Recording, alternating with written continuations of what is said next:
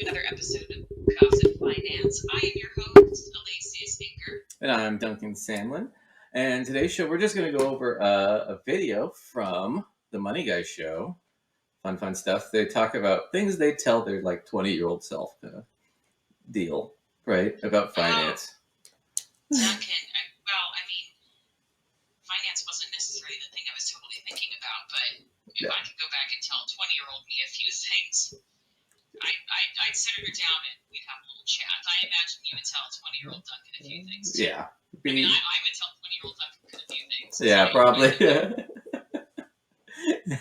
So, no, but anyway, before we begin, I wanted to talk about, so I'm also doing a video for this on behavioral finance, which I'll go over more kind of in detail what the concept is behind it.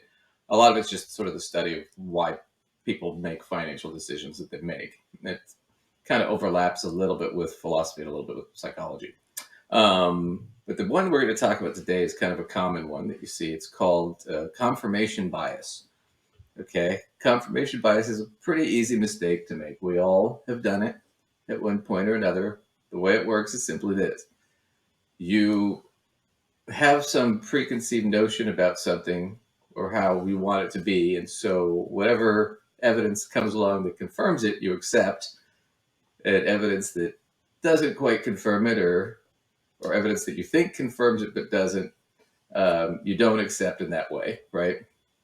So, a simple example would be like, let's say Lacey and I are detectives, and we go in and there's a body on the floor, and I say, I figured it out, the butler did it. And Lacey's looking at me going, Duncan, it's a studio apartment, and the guy looks like he's 100. I don't think he was murdered by a butler. I'm going to be like, but there's a tea set over there in the corner, and only butlers serve tea, so therefore, right? And Lacey's going to go, yeah, I just went and checked his bathroom. He's got a ton of heart medication. I'm pretty sure he just had a heart attack, right? But I could keep going on and be like, but see, the butler wanted you to think that. That would be confirmation bias, right? Part of why we kind of criticize a lot of these financial shows is because they do a lot of that with how they do their research and how they sort of give advice about, well, this is what makes a millionaire and this doesn't. So I wanted to kind of set that up before we started this, but we can jump right in with the Money Guy show. 1 second. Oh, wow. Here we go. Everything's malfunctioning. All right. So this is Brian Preston and Bo Hansen, and they're going to talk to you about things that they would have told themselves when they were younger about finance. What we wish we knew about money earlier. It's Brian Preston, the Money Guy. Brian, I am excited about this because one of the best things that we get to do as human beings is learn from our past mistakes. And often as time moves on, we build wisdom, and that wisdom allows us to make better decisions moving forward. So you and I talked about there's a lot of things that we've learned about money, either personally, as we have interacted with money, or through our clients. It's like, man, I wish I would have caught on to that earlier. If I could tell a young person, you should know this thing, I would camp on this that you should have. You know what I love about Bo? He could have been a TV host. He's always excited about everything. Everything is always really exciting. I do really appreciate the energy behind what he has to say. Like, he's very into all of it. So, good for him. Yeah. I feel like I'm never quite caffeinated enough to quite beat that. That's exactly our annual wealth survey. So many people give that when we have the comments section. It's like, man, why didn't somebody come talk to my 20-year-old self and tell them this? So this is all the nuggets of information that we wish we'd have known earlier. All right, so let's jump into this first one. This first one I really like. I think this is a pretty unique one. I'm going to give you credit because I think you're the one who came up with this headline. We said that the first thing we wish we would have known about money earlier is that having money is like being cool. Brian, what does that mean? I feel like There you go, Lace. Having money is like being cool. Wait, what? That's the first thing. If they were going to go talk to themselves at 20. We need to watch more for them to explain it? Oh, we will. We will. I just think it's funny because it kind of fits a little bit in line with our Worthington's Law. Right, our constant joke about Worthington's Law, the idea that money equals better than, but they're not quite saying that, but then they'll lean into it. Watch him lean right back into it. It's pretty good. We need to snap our fingers while we're talking about this, like because that's what's cool. It's one of those things. If you are cool, you don't try to be cool. Exactly. This is one of the first things I learned, not only from watching all those romantic comedy movies about teenagers, You Can't Buy Me Love and so forth, is that, but if you're really cool, you don't try to be cool. Well, the same thing can be said about money. If you have money, you don't have to try to look like you have money. And we actually have, look, in the past when we've covered this, we've showed really odd-looking people. You think about Zuck and his pullover, his hoodie. You think about Bill Gates and how he looks all disheveled and stuff. We decided, let's actually marry cool and wealthy together with this thing. Yeah, check out this clip right here. Jay-Z is getting richer and richer, and he's wearing less and less shit that look rich. Does anybody notice that? Hov is the one that's taking these meetings with other wealthy people. And you keep going in these rooms with these people trying to look like money. No, you got to sound like money, think like money. My God. Because all that is a bluff to these people. Wealthy doesn't have to prove to anybody that they're wealthy. Okay. So what do you think about that? Well, I think they should have labeled it as something else, which is kind of me nitpicking on the titling, because initially I was like, what? Well, you know what? I don't so much mind the idea behind this statement that you don't necessarily need to, outwardly flaunt that you have money if you have money. Like, it's not a... Sure. It's not a thing you necessarily have to be trying to prove yourself about. I appreciate that idea. Yeah, but it's tangible. If I physically have wealth, then I know that. I don't necessarily have to say anything about it. The other thing about it too is, it's different from being cool, because if you're cool, that's an impression other people have. Right. Yeah, that's pretty subjective, and it's other people's idea. The other thing about this is, I'm going to disagree with the guy that they clipped there. Jay-Z has always been, since the 90s, has been a businessman. He's owned record companies. He's got a whole lifestyle brand. They sell clothing, alcohol, shoes, books. He's got all kinds of stuff, right? Right. He's really got a broad sort of array of things going on for himself, honestly. But the difference is when they're talking about how he dresses, it's like, well, he hasn't been really an active rapper in a long time. I think his last actual album was 2017, and even then he wasn't super involved with it. But when you're a performing artist, you have to wear all that crap because you're selling an image, right? You're selling a style, right? Right. So the idea is perhaps now he's walking into the world a bit more like a businessman, right? More so than a rapper. Although being a rapper is a portion of his business. It's one facet of many. Right. The other facet of it is the guy's like 53. I think he's kind of just sort of checked out on, do I really want to buy all this stuff and put all this stuff on and do all this every day. It's one thing when you're 30, it's another thing when you're when you're older, right? Well, and I have to tell you, there's some things that fashion wise I have enjoyed for 20 years and I will always enjoy. But there are other things that I maybe liked 20 years ago that I maybe just not so into now. So, really, it could be just some of his preferences have shifted too. Oh, I'm sure. But let's do this real quick. This is 2021, this last year. It's a video he did with his wife, Beyonce. Now, does he appear in this video as a rapper that he's trying to exude wealth? I'm going to mute this so we don't get copyrighted. Does any of this seem like he's exuding wealth? The bracelet, the watch, the house, all of his wife's junk? I mean, the thing starts out with him in a Rolls Royce they don't make anymore. I mean, so this idea that Jay-Z's changed because he's become wealthier. He's been wealthy for a long, long time. He's just changed now that he's a businessman and he's running in different circles. You know, if I'm going to go in and meet, let's say, a client, and the client is a corporate executive, right? I will wear a full suit. If I'm going to go meet a client who's a nightclub owner, they don't want to see that. If I'm going to go meet a client who is an engineer, they're not going to want to see me in a full suit. It makes them feel uncomfortable that you don't look like them, right?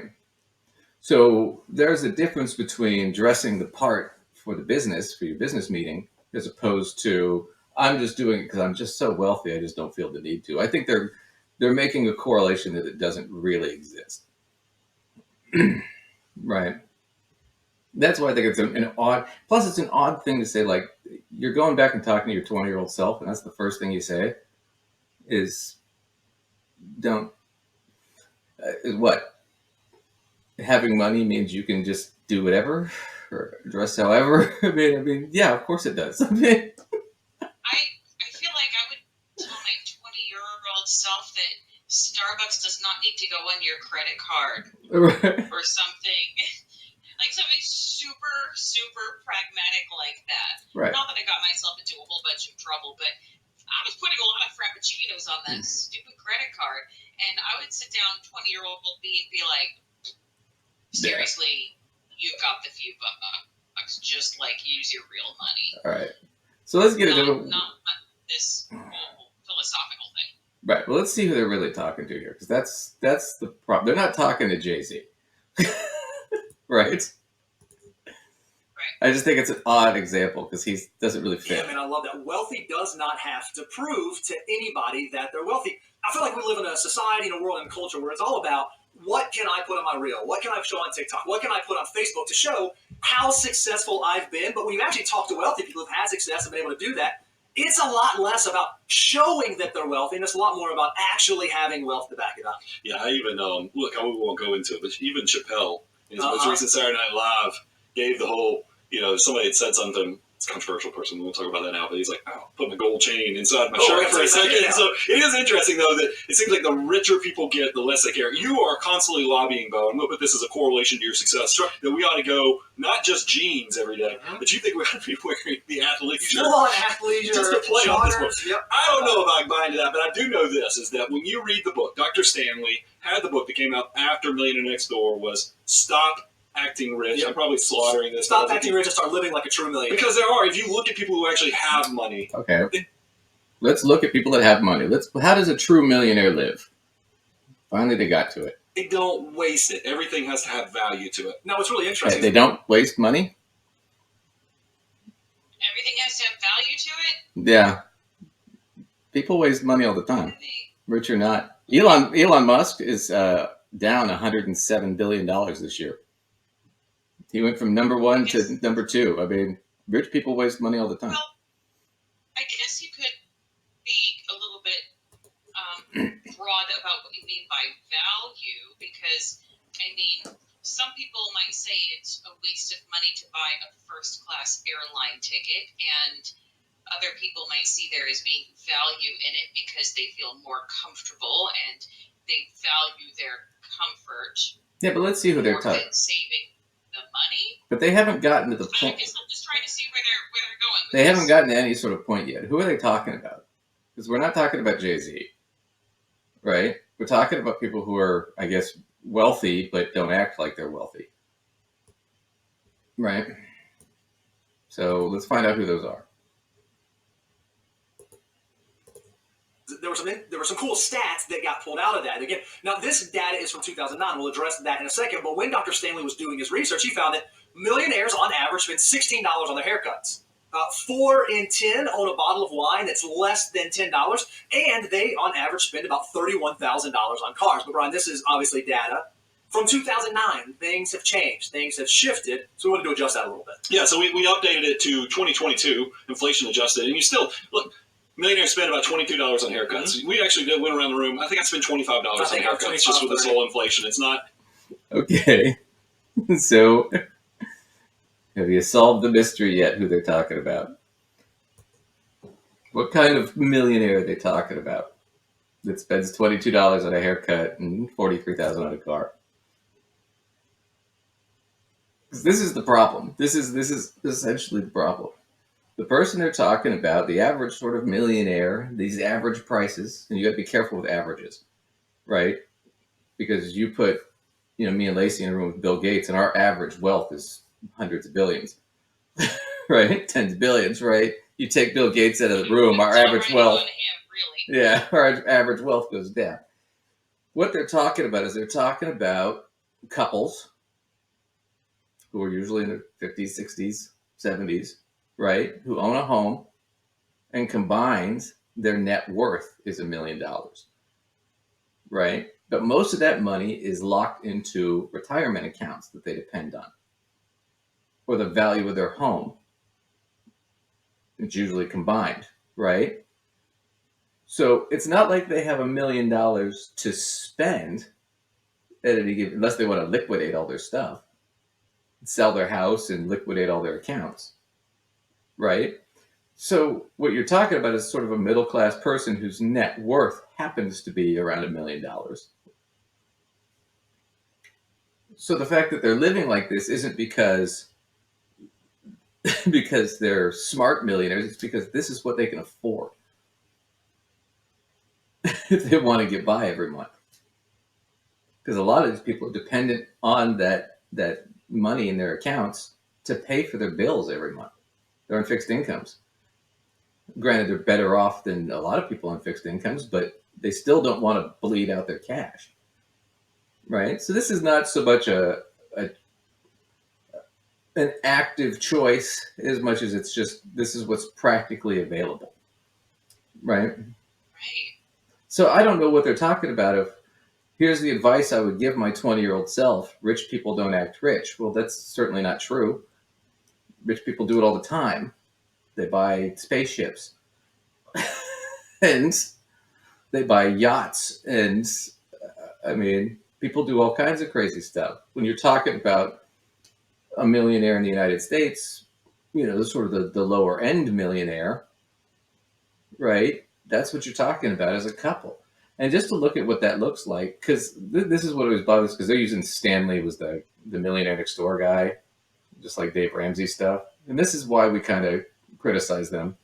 I know people think we're sometimes mean about it, but it's not meant that way. It really isn't. So millionaires by age in the United States. Okay. So what did I figure? Investopedia figured about 21.95 million people in the U.S. are millionaires. So about 8.5% of the adult population. Okay. Those that are millionaires under 29 years old, about 6%. It's about 1.3 million. 30 to 39, it's about 400,000, and it's about 2%. A lot of it has to do with recession and stuff like that they lived through. 40 to 49, 7%. 50 to 59, okay, about 23% of all the millionaires are between 50 and 59. But most millionaires are over the age of 60. Right? Now, I know the percentages add up to 99 because it's approximated, but that means... And at that point, it's more likely that you've been able to pay off your home and you've been able to have your retirement accounts benefit from compounding from a lot of years, et cetera, et cetera. Well, and your home has increased in value because you've owned the house for 20 or 30 years. But if you factor that in, that's 84% of millionaires are over the age of 50. So who are we really talking to here? That's who we're talking to. Right? We're talking, if we're saying, hey, wealthy people don't act wealthy, probably because they're in their 50s and 60s and they don't care. And probably because, as wealthy as they may be in that hypothetical sense, a lot of them are either living on fixed incomes or about to live on a fixed income. So they don't want to spend a lot of money because they need that money to last for 30 years. Right. So this idea that if you just don't, I don't know, that you somehow, if you just add this conservative spending thing, yeah, it's going to somehow translate into wealth, doesn't translate. But they might be the barely millionaires, and I'm not saying that's not an accomplishment, but you're in your 60s, you're retired, you've hit millionaire status, you're using the safe withdrawal rate of 4% and living off of $40,000 per year. So you're a millionaire, but if you're living off of $40,000 a year, well, then, if you're, because you're trying not to like dig into your nest egg or whatever, then like, yeah, you're maybe getting the $16 haircut, Yeah, because you've also got whatever you're withdrawing plus your Social Security, if you have pension, if you're lucky enough to have that. But like you said, that money's got to last. And so, yeah, do you really want to go out and spend $100 on your hair? And furthermore, if you're freaking 60, I mean, how much dating are you doing that you really care about your hair and your clothes that much?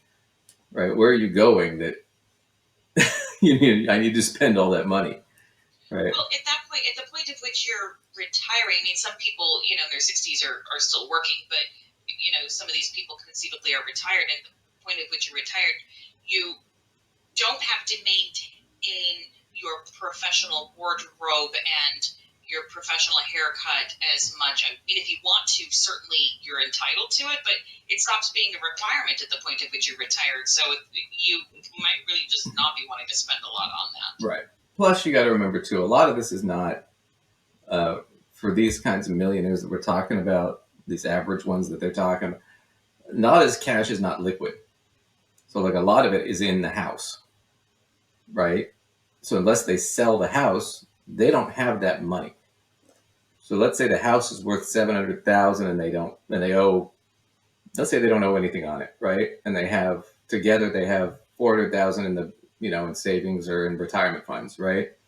Oh, they're millionaires, but most of it is in the house. So they can't spend that until they sell the house. So if you look at, let's just look at the percentages of people here. So the bottom 50% here is on the far right. Real estate is over half their wealth. So their personal home is over half of their money. So half their money they can't spend until they sell the house. Right? But if you look at like the real wealthy over here, a lot of their money is in corporate equities. Right? Stocks, bonds, business ownership. People in the upper percents have usually a lot of it's pensions and entitlements that they got from their jobs because they usually had higher paying executive kind of jobs. You don't see that in the lower class, in the bottom half of the country. And most of the bottom half of the country are not going to be millionaires. It's going to be everybody to the left of that. The bottom half are not at all. So I mean, I can see it's a weird advice trick, but the thing about it is at the end of the day, what it comes down to is what they're really selling is a lifestyle brand. And what that simply means is they're selling you a lifestyle attached to a product, right? If I have this shoe, right, I'm going to have that kind of lifestyle, right? The guy who's selling the shoe, right? You see this a lot with athletic wear. You see this a lot with one of the great one, alcohol commercials, cigarette commercials, right? Or ads. It's always they're super cool people and they're surrounded by a bunch of attractive people having fun because they're selling the lifestyle with the brand. People that have this brand have this lifestyle, right? This image. And that's kind of what they're doing here. Only it's odd because they're doing it with what they're saying are financial plans, but they're really products that they're selling. Right?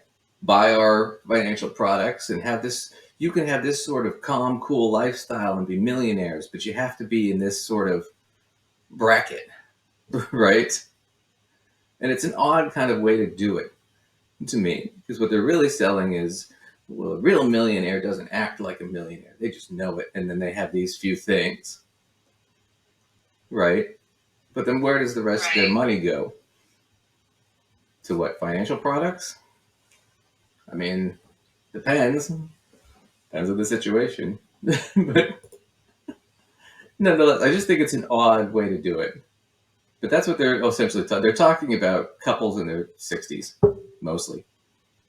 50s and 60s. That's what they're talking about. So I don't know why we're telling this to a 20-year-old kid. It just seems... know what else they're telling to 20-year-old kids. Yeah, I mean, you don't need to act wealthy when you're wealthy 40 years from now. Thanks, Grandpa. I'll keep that one under my hat. All right, so let's see. Let's just go ahead and skip to the next one because this. I mean, they're not going to go anywhere exciting with this. Where did they do it? Yeah, we pretty much.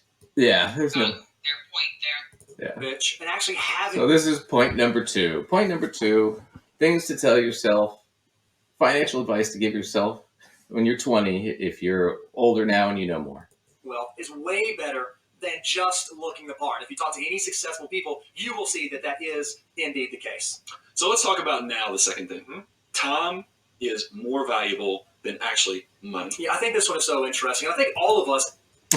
I think that one is true. Not just interesting. You know, the quote really is time is. You can't get more time in your life. You can always get more money.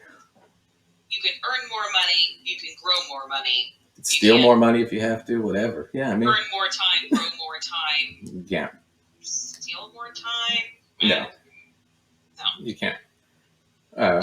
No. So yeah, but that's the whole point of that quote is that time is finite. Money is infinite. Right? One is a limited resource. The other's unlimited. Right? Money's always changing hands. Right? Now, I wonder where they're going to go with it. You have any thoughts? Well, it's definitely another sort of lifestyle brand sort of, piece of advice they're giving themselves.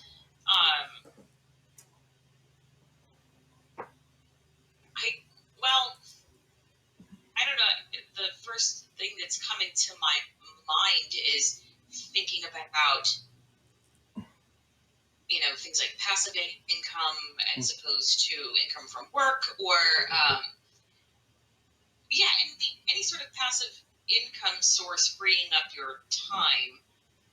And so something maybe in that direction is what makes sense to me. You're being more rational. Yeah. No. Nope. Their argument's going to be time is more valuable than money because if you start saving early, you can make more money. So the whole value of having time is that you can make more money with it. Oh, please tell me that's not what's about to happen. That's about what's to happen. Oh, geez. Okay, here we go. As we begin Because to that's the age only and thing as life is about. Because that's all that matters. time moves on, That's this all becomes that more and more matters. more and more apparent to us. But young folks, we forget this, right? We think, oh, I've got all the time in the world. I just wish that I had money. I wish that I had that. Not recognizing quite how valuable the time that we have right now truly can be. Yeah, I mean, Steve Jobs changed so many of our lives. I can't believe we were looking in show prep. 2011 is when Steve Jobs passed away. His life was amazing and how much he accomplished. But this quote really does put an exclamation on this point. It's my favorite things in life don't cost any money. It's really clear that the most precious resource we all have is time. I thought it was, if you saw the tweet from Elon Musk where he said that Tim Cook and him had gotten together and worked through their differences. It was at the pond around the Apple campus. And I remember it being shared that Steve Jobs, one of his favorite things was going on walks. Around if you listen to his autobiography, you will see that whenever he had important decisions to make, Steve Jobs would go on a walk. Well, guess what? Walks don't cost anything, but this is actually when he did some of his best thinking. It's something as simple as a walk can be tremendously valuable. And I thought that was really cool how Elon, Tim Cook, had gotten together and were using something, doing something as simple as taking a walk and figuring things out. But one of the things that we love to do here is we like to actually show you the numbers because it's easy to try to grasp this academically and theoretically. But we want to put together a case study to show you, okay, is it true that time can in fact be so much more valuable than just money? So we said, let's look at a number of different individuals that are going to set out, and their goal is they're going to save $500 a month over a decade. We're going to have someone who does it in their 20s and then stops, someone who does it in their 30s and then stops, 40s and then stops. See, there you go. We're going to show you how it's all about compound interest. That's how you use time.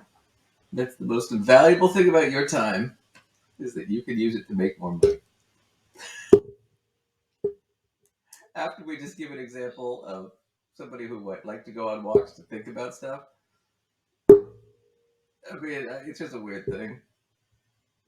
Every computer engineer I know takes walks on a regular basis, otherwise they go freaking insane. You stare at code that long, you're going to go nuts. I mean, but I feel like they're missing the point. I'm not suggesting everybody has to want to, quit their jobs and do nothing but take walks or anything with their day, but we don't get time back, and the purpose of having time isn't just to like make more money with it, it's to do whatever the stuff is you want to do with it. that was the point. That was the joke. So, like, first point was having money is like being cool, or being wealthy is like being cool. And it's like, but it's not. You can be cool and broke. And you can be wealthy and a total goober. I mean, there are a lot of, like, Elon Musk just got booed off stage with Dave Chappelle. Two guys they've been mentioning over and over. Yeah, that was just recently this last week.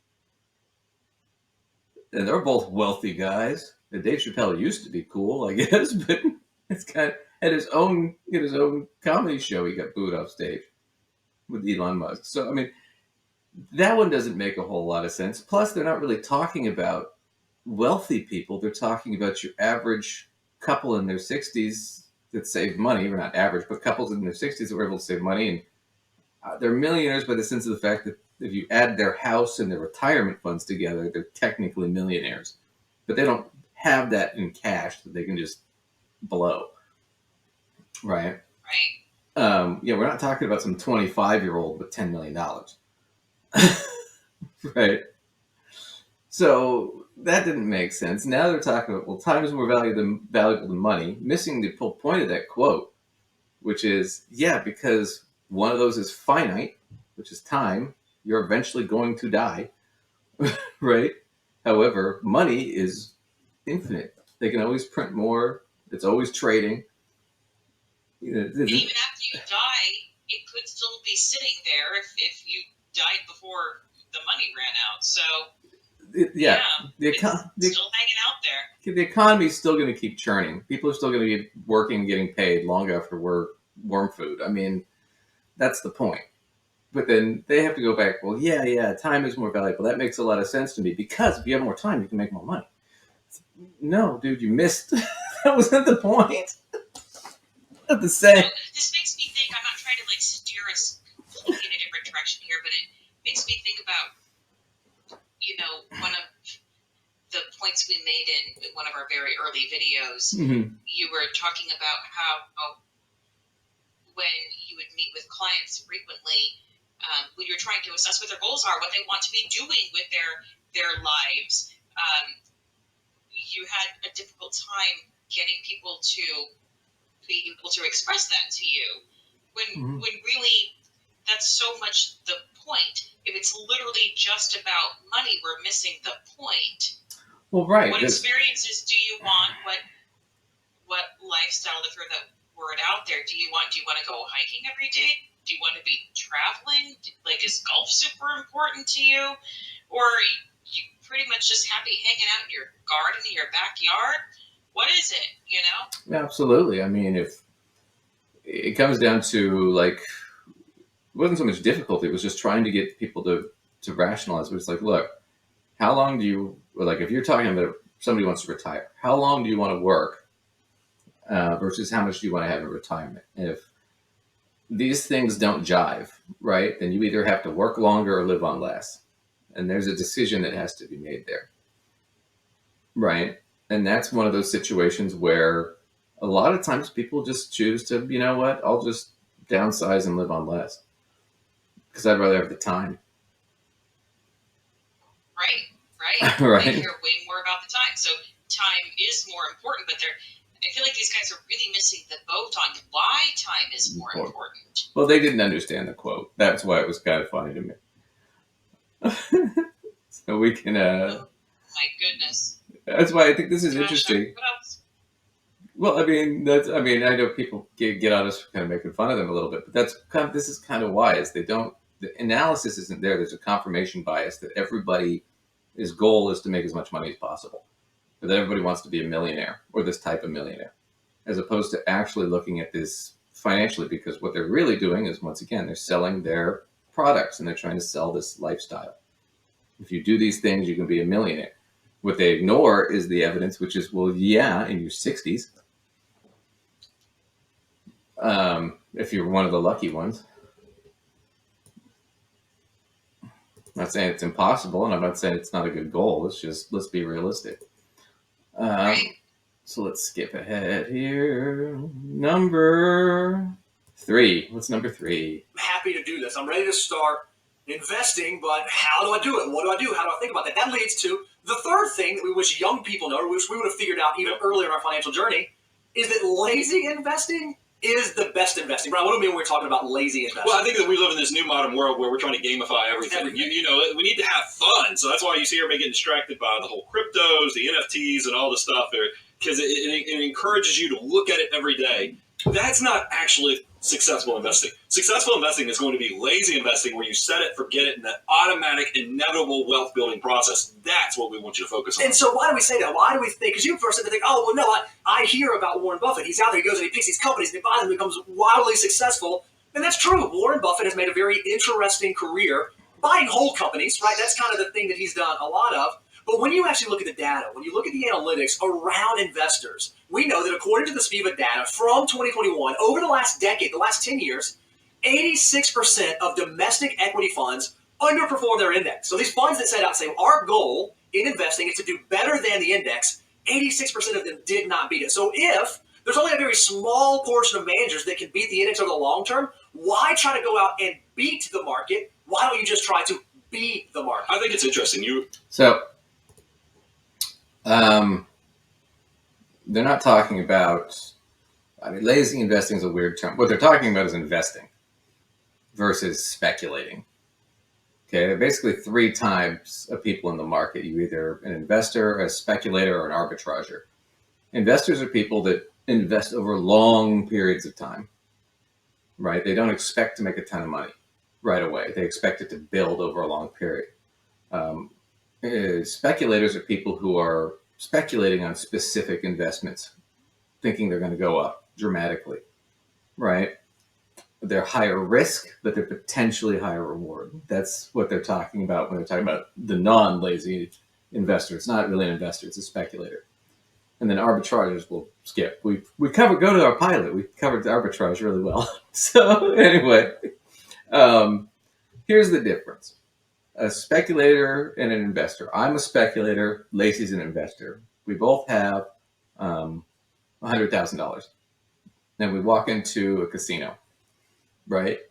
And I take my $100,000 and I start playing blackjack and craps and, roulette or whatever, right? Now, I could potentially make a lot of money if I win, right? But I could also potentially lose a good chunk of my money, right? And, in all likelihood in a casino I will, but Lacey, on the other hand, says, you know what? Forget that.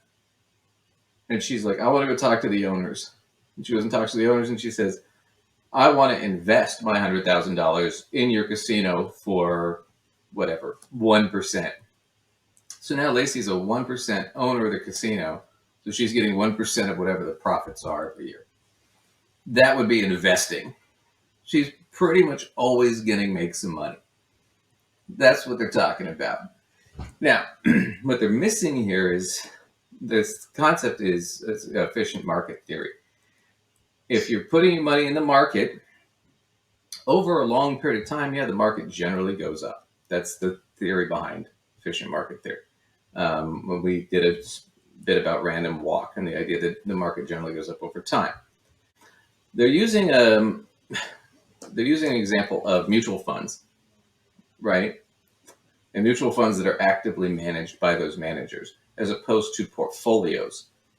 Because if you're looking at efficient market theory and you understand it, you're also looking at Markowitz and Fama and French and all these other guys who've developed different types of portfolios on the efficient market theory curve, which we've covered before. And guys who can get it up there, and portfolio managers like CFPs should be selling those kinds of portfolios, right? If you're selling one of those, they're less risk, and over longer periods of time, they tend to do better than the market because they're lower risk. Because when the markets tank, you don't lose as much money. And it's harder to make money back after you lost it than it is to just not lose it in the first place. Right? So they're kind of, as for I know Brian Preston, I think what's it called? Abound Wealth, something is the name of his firm that he owns. If you go to their website, you can sign up as a client. You have to have at least $500,000 to invest. And then you can sign up as, for a meeting and become a client. But then why would I pay him money to invest my $500,000 if his advice is just put it in the market in an index fund? So he's talking at it. They're talking at it two sides of it. Yeah. Why am I giving you 1% of my money? Right. I could buy an index fund really well. I'm an expert at it now.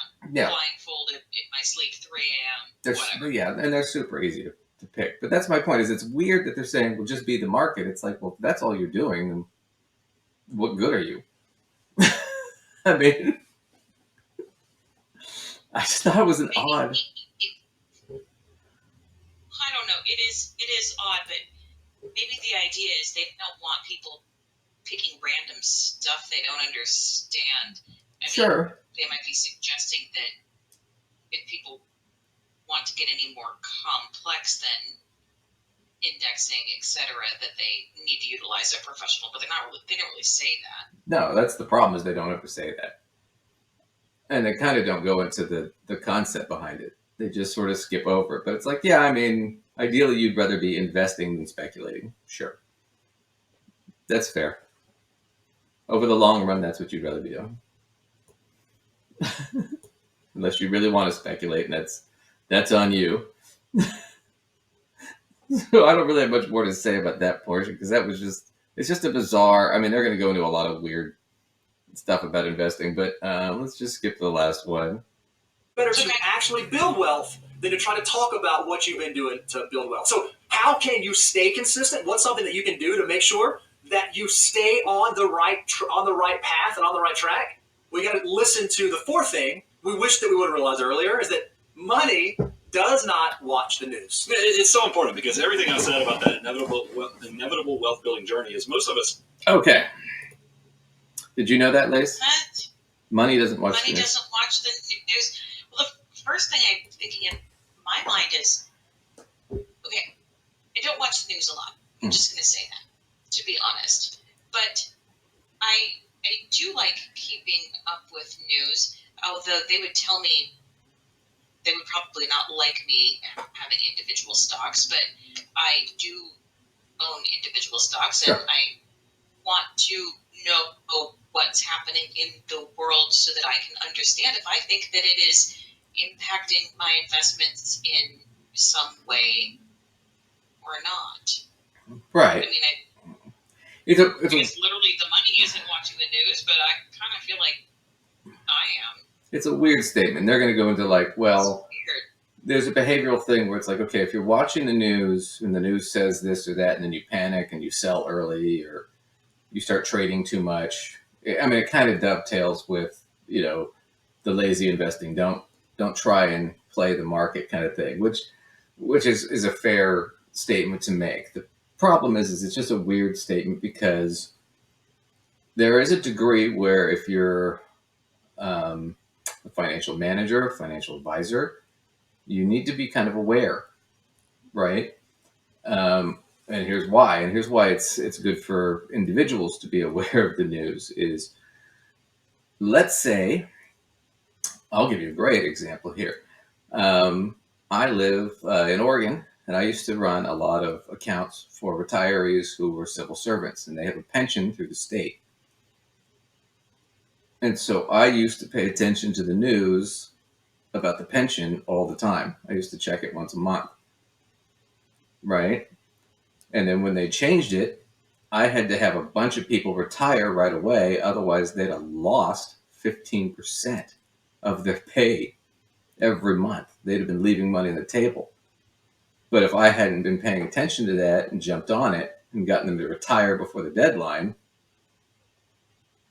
they'd have been in big trouble, right? So there's an example of that. The other example is when you're talking about, okay, if I have a portfolio for a client, or for multiple clients, it's a reduced risk or something like that.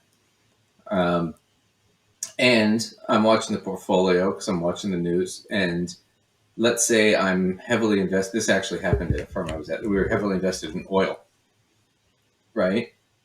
And there was problems coming. I'm not going to go into the whole details, but there were problems coming down the pipeline where oil prices were going to tank, which means the value of the portfolio was going to go down, right? So I, as the financial advisor, went in, called my clients and said, hey, I want to make these alterations to the portfolio. It's all internal within me, right?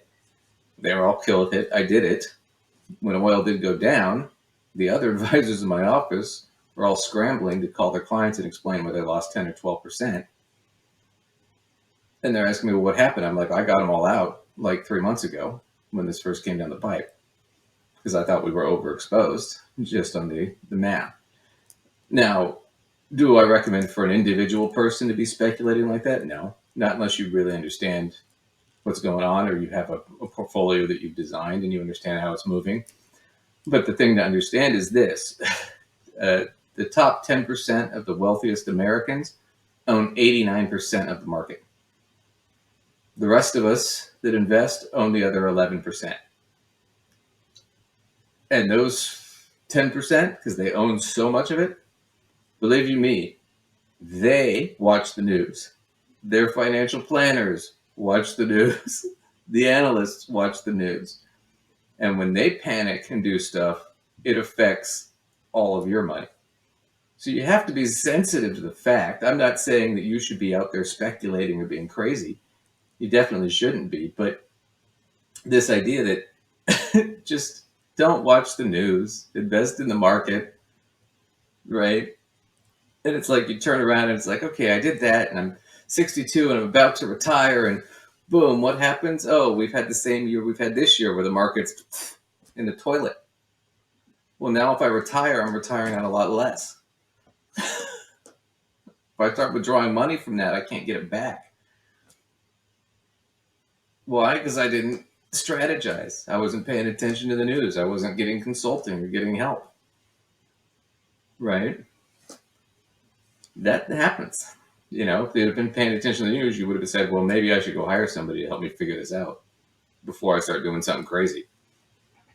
Right? But that's one of those things where I think it's just a weird thing. But what they're going to just sit there and go, well, look, see, all these people bailed out at this point and then it came back. It's like, yeah, you don't want to do that. But at the same time, you got to also be thinking about what's the circumstance.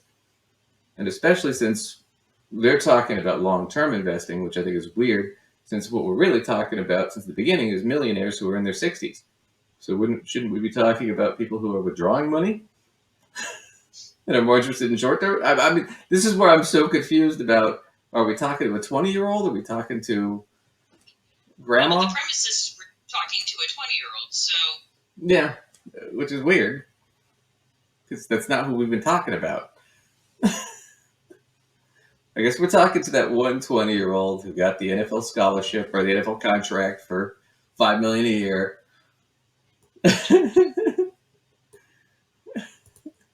So, just wrap this up real quick. Get distracted. We're our own worst enemies. There's always been these behavioral studies. They show if you invested in the S&P 500, it consistently earns somewhere between 9 to 11% on a long-term historical basis. Yet long-term historical basis, he means a century.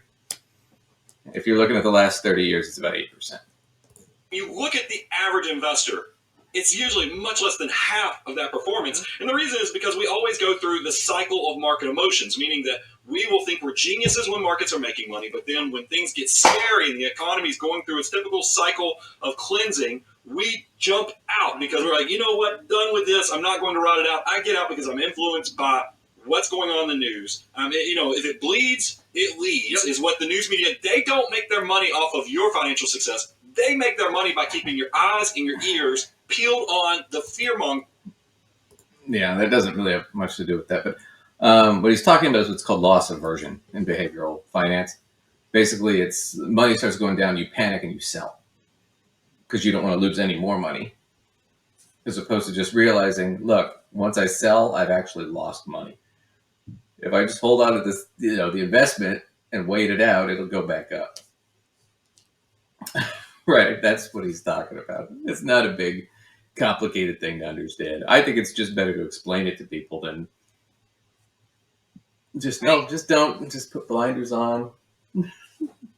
Buy an S&P 500 fund. Don't act like you're rich.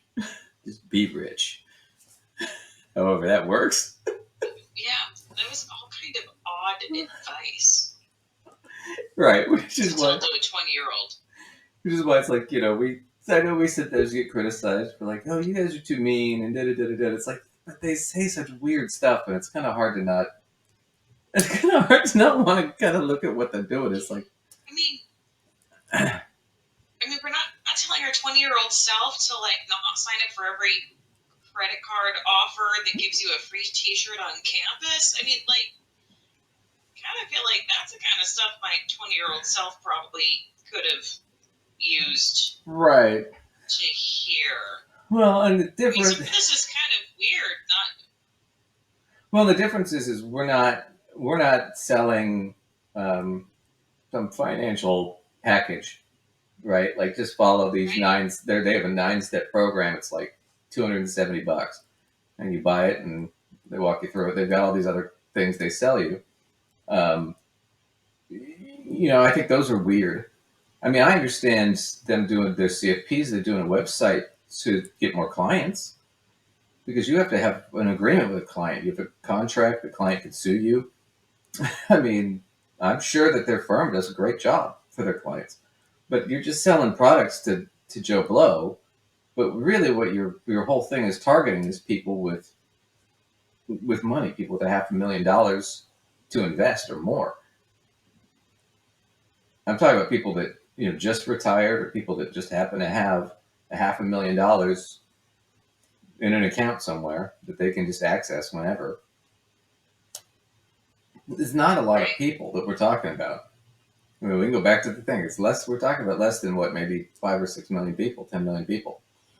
So it's kind of an odd thing. Plus, the other thing is them kind of hugging on to Dave Ramsey, and they're now kind of doing the same thing where it's the lifestyle brand. Just we're trying to fit into this brand of you got to do this model and this sort of upper middle class kind of just live this way, right? Have this attitude. It's like, as opposed to why don't you just give solid financial advice or solid criticism of bad financial advice, which is mostly what we do. Right. We're not in any position where we're going to sit. Well, we could do that, but we're not. I wouldn't feel it was ethical for us to give financial advice when we don't know who we're necessarily talking to.